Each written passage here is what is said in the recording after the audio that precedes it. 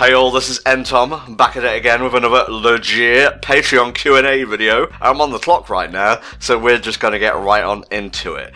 Question 1. This comes to us from Deimos. What are your thoughts on My Hero Academia since you managed to binge all of seasons 1 and 2, and when will you be starting 3? First of all, thank you for your question, Deimos, as always. I'm really enjoying MHA so far, or if you want to refer to it by its actual name, Boku no Hero Academia. Thank you.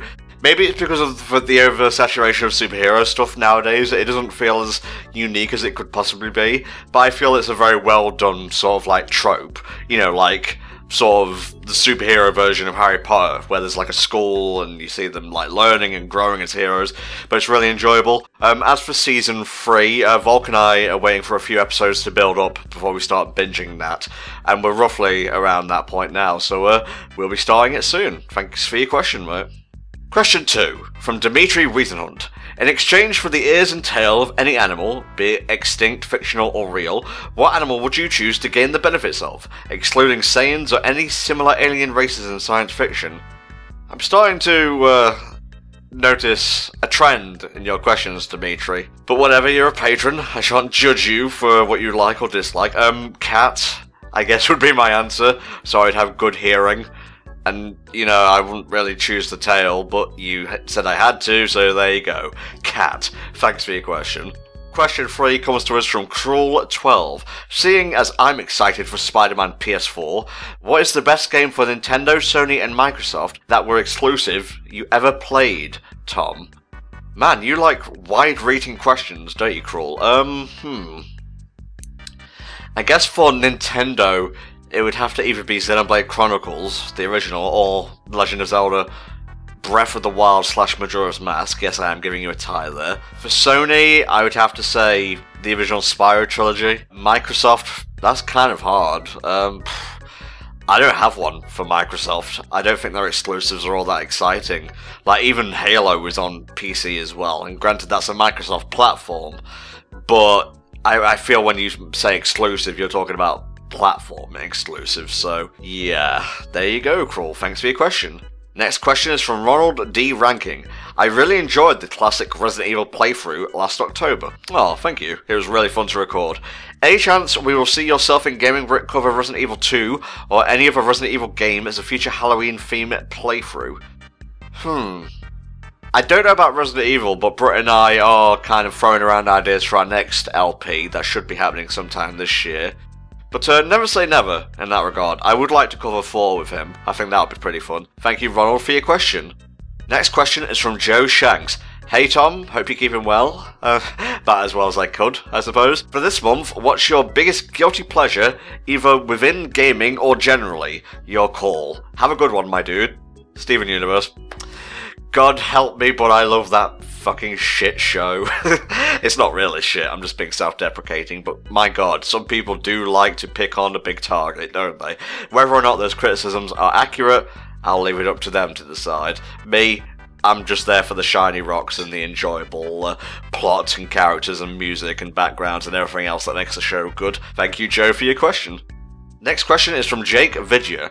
If you had to choose, do you prefer games that leave a lasting, memorable impression but have less than ideal gameplay, or those whose gameplay is engaging enough to warrant multiple playthroughs but all start to bleed together? Cinematic versus straight-up gameplay, I suppose.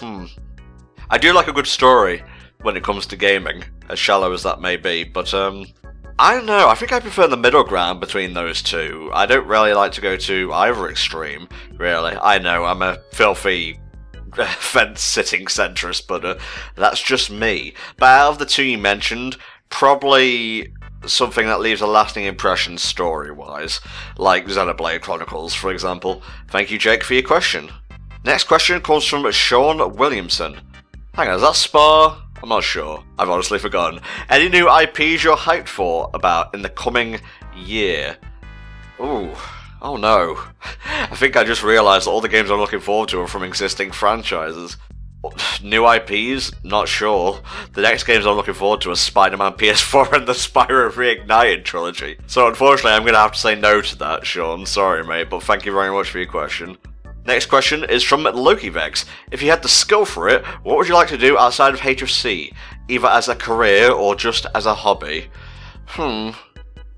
Probably something to do with, I don't know, model crafting? Model painting? You know, like D&D board game sort of stuff.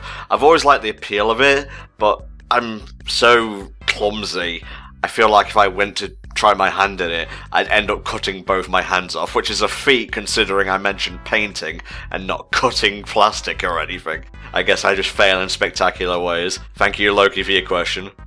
Penultimate question comes to us from Blue Marshmallow. A friend cooked you something that you thought was amazing, but you found out they had made it with something you hate or find disgusting. How would you react? I guess I got over a phobia of food, I suppose. That's really weird, like, people get offended when they taste something delicious but find out, like, it was cooked with something they didn't like. Like, wouldn't that mean you now like that thing? Maybe it's psychosomatic, I don't know. But unless, you know, you ate something and you were allergic to the secret ingredient, I don't think there's any cause to get angry. I would just thank my friend for cooking me a meal, personally. Thank you, Blue, for your question. Final question is from Nocturne Privigini. I think I actually got it right that time. Hooray me! What's the one thing you hope to improve on in regards to Hellfire commentaries? Ooh, personally I think my commentary, like, skill is as high as it's ever gonna get, so maybe diversity in regards to what games we play.